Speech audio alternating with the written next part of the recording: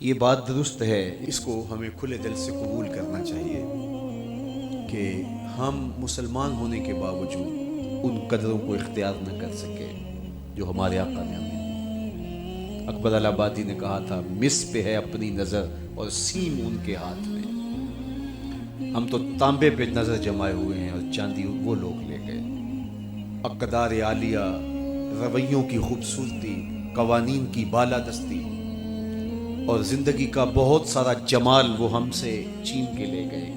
یہ خزانہ ہمارا تھا، لیکن صاحب جام اسی کا جو بڑھ کے تھام لے، جو بھی محنت کرے۔ ایک وہ زمانہ بھی تھا کہ شارلمان اس کے لارڈز ابھی دستخط کرنے کی مشق سے گزر رہے تھے، ابن حزم کے قلم سے 1000 کتابیں نکل چکی تھیں۔ وہ زمانہ بھی ہم نے دیکھا جب پیرس میں کیچڑ تھا اور بغداد عروس البلاد کہلاتا تھا۔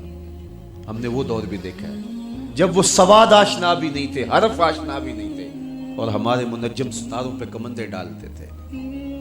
جب ہم محنت کرتے، خدائے زندہ زندوں کا خدا ہے، یہ اس کا اصول ہے، یہ اس کا ضابطہ ہے، لیکن جب ہم جو ہیں وہ پیچھے آ گئے تو انہوں نے آگے بڑھ کر جام تھام لیا۔ یہ بات میں ضرور کہوں گا، خیر کی قدریں جہاں بھی ہیں، کسی کفر کے معاشرے میں بھی ہیں، لیکن وہ پھوٹتی میرے حضور کے قدموں سے ہی ہیں۔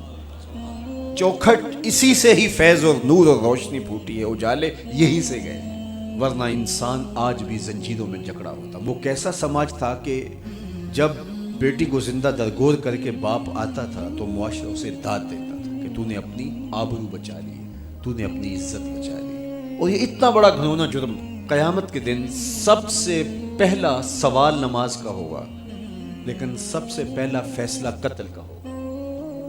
دوسرے لفظوں میں یوں کہہ لیجئے، حقوق اللہ میں سب سے پہلے نماز کا سوال ہوگا، اور حقوق العباد میں سب سے پہلا فیصلہ جو ہے وہ قتل کا ہوگا۔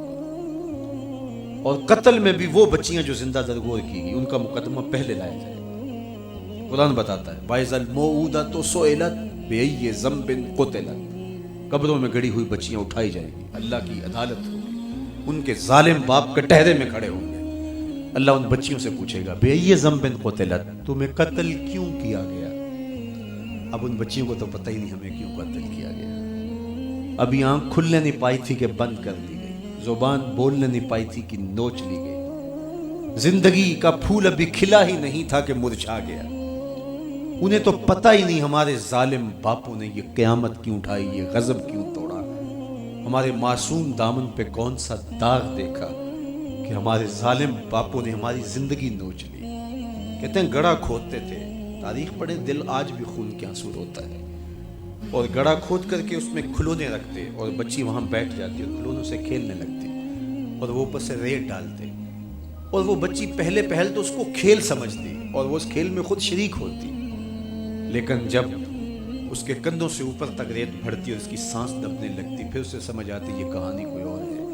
پھر وہ معصوم اور ننھے ہاتھ جوڑ کے اپنے باپ سے زندگی کی بھیک مانگتی، لیکن ظالم سفاک باپ ریت ڈالتا، اور یوں اس کی سسکیاں، اس کی آہیں، اس کی چیخیں، اس کے آنسو اس ریت میں دب جاتے۔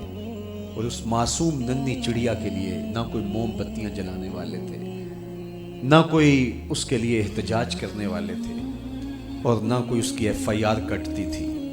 باپ کو بھی داد ملتی، ماں کو بھی داد ملتی، معاشرہ سفاک اس پہ ماتم کرنے کی بجائے اس پہ خوشیوں کا اظہار کرتا۔ پہلی آواز پورے عرب میں جو اٹھی اور بلند ہوئی وہ میرے حضور کی تھی، بیٹیوں کو قتل کرنے والوں سن لو، میری فاطمہ میرے جگر کا ٹکڑا ہے۔ یہ پہلی آواز تھی۔ یہ صرف کلمہ محبت ہی نہیں ہے، اس ظالمانہ سماج کے خلاف جو ہے وہ علم جہاد میرے حضور نے بلند کیا۔ میری بیٹی میرے جگر کا ٹکڑا ہے، اور کہا جو دو بیٹیاں، دو بہنیں اللہ کی رضا کے لیے پروان چڑھائے اور ان کا نکاح کر دے، قیامت کے دن وہ یوں میرے نیڑے ہوگا جس طرح یہ 2 انگلیاں کری۔ یہ جب میرے حضور نے فرمایا، مجمع سے ایک شخص کھڑا ہو گیا، حضور کیا جس کی 2 بیٹیاں نہیں ہیں اس کو یہ اعزاز نہیں ملے گا؟ کسی بیچارے کی 2 بیٹیاں نہ ہو، 1 بیٹی ہو، تو کیا اس کو یہ اعزاز نہیں ملے گا کہ وہ آپ کا ساتھ پائے؟ حضور نے فرمایا اسے بھی ملے گا، لیکن میں آپ کو دعوت فکر دیتا ہوں کہ اس سوال کے پیچھے کی کیفیت دیکھیے۔ اس کی 1 بیٹی تھی، کہاں بیٹیاں زندہ درگور ہو رہی ہیں اور کہاں ایک بیٹی والا کہتا ہے کاش کہ میری بھی دو۔ یہ تھا لایا ہوا میرے حضور کا نظام۔ بیٹیوں والے فخر کرنے لگے کہ ہماری بیٹیاں، یہ ہماری بخشش کی ضمانت ہوگی، 2 بیٹیوں کا نکاح کر لو، بخشش کی ضمانت۔